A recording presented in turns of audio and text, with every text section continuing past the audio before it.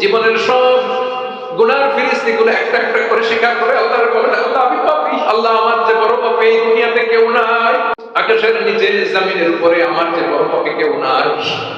একটা একটা করে আমরা স্বীকার করি আমি পাপী, সব পাপের স্বীকৃতি দিলাম।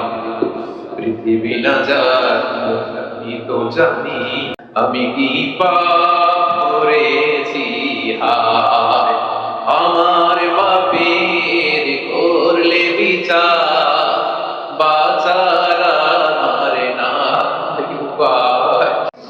দয়াময় তুমি মাফ করো আমায়, মাফ করো। আল্লাহ তাআলা যদি দয়া করে আমাদেরকে মাফ না করে, আমাদের বাঁচার কোনো উপায় নাই। আপনি কি ভেবেছেন আপনার নামাজ দিয়ে আপনি জান্নাতে যাবেন? আপনি তাহাজ্জুদ গুজার, সিজদা দিতে দিতে কপালে দাগ ফেলেছেন, এটা আপনারা জান্নাতে নেবে না। আপনি এলাকার সবচেয়ে বড় হাতের তাই দানশীল, এই দানের ভরসায় বসে আছেন, কশিন কালোটা। আমাদের নামাজ, আমাদের রোজা, আমাদের ইবাদত, এগুলো কি মিজানের পাল্লায় ওঠালে কোনো ওজনই হবে না। তবে আমাদের একটা কৌশল জানা আছে, আমরা আল্লাহর রহমতের ভিখারি। আমরা সেদিন আগে গুনার স্বীকৃতি দিয়ে দেব। আমরা বলবো, আল্লাহ তুমি প্রশ্ন করার আগে তোমার একটা কথা বলি, আমার কিছু জিজ্ঞেস করুন, আমি সব করেছি। এমন কোন পাপ নাই যে পাপ আমারে দিয়ে হয় নাই। তোমার রহমত দিয়ে তুমি জান্নাতে পাঠাবা, তোমার দয়ায় জান্নাতে যেতে চাই, আমল দিয়ে না। পারবেন বলতে? কিয়ামতের দিন আমরা বলবো, আল্লাহ আমার আমল দিয়ে জান্নাত চাই না, আমি তোমার দয়া দিয়ে জান্নাত চাই।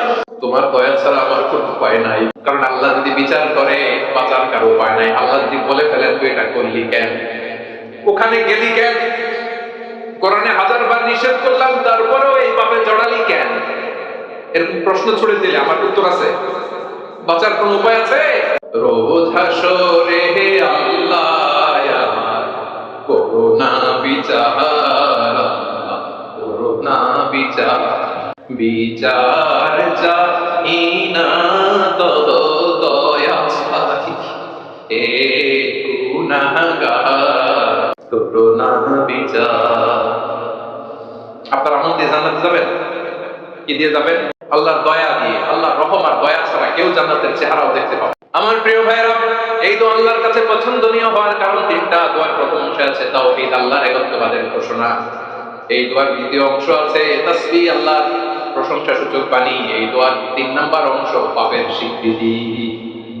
তাহলে আমরা সবাই গুনাহগার, আমরা আল্লাহর কাছে পাপের স্বীকৃতি দিয়ে বলবো, ও আল্লাহ ইন্নী কুনতু মিনাজ জালিমিন, আমরা জুলুম করেছি, পাপ করেছি, অন্যায় করেছি, আল্লাহ বুঝতে পারি নাই, শয়তানের ওয়াসওয়াসায় পড়ে, বন্ধুর পাল্লায় পড়ে, নফসের খায়েশ মেটাতে যে আল্লাহ করে ফেলেছি।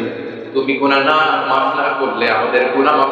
তারপর এই বিভাগে রয়েছে চরমোনাই দরবার, ঠিক কিনা বলেন?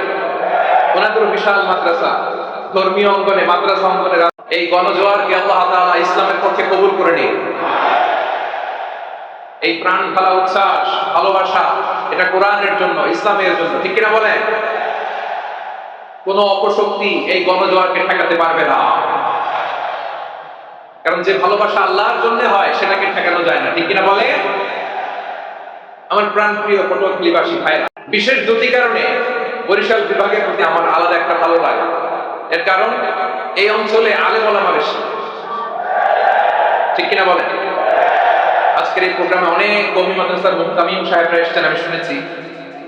আলিয়া মাদ্রাসার প্রিন্সিপাল হুজুররা এসেছেন, খতিব সাহেবরা এসেছেন, ইমাম সাহেবরা এসেছেন, মুয়াজ্জিন সাহেবরা এসেছেন। এই বিভাগে আলেম ওলামা বেশি। তার প্রমাণ এখানে এই বরিশালের ভেতরে আছে সারসিনা দরবার, ঠিক কিনা বলেন? অনেক হাক্কানি একটা দরবার। সারসিনার মরহুম বিশ্বাস হুজুরের খেদমত করেছে, আমি অনেকবার সুলভ হয়েছিলাম ছাত্র জামানায়।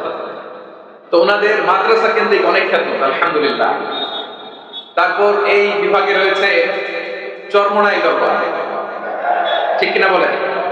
ওনাদের বিশাল মাদ্রাসা, ধর্মীয় অঙ্গনে, মাদ্রাসা অঙ্গনে, রাজনৈতিক অঙ্গনে ওনাদের অনেক খেদমত।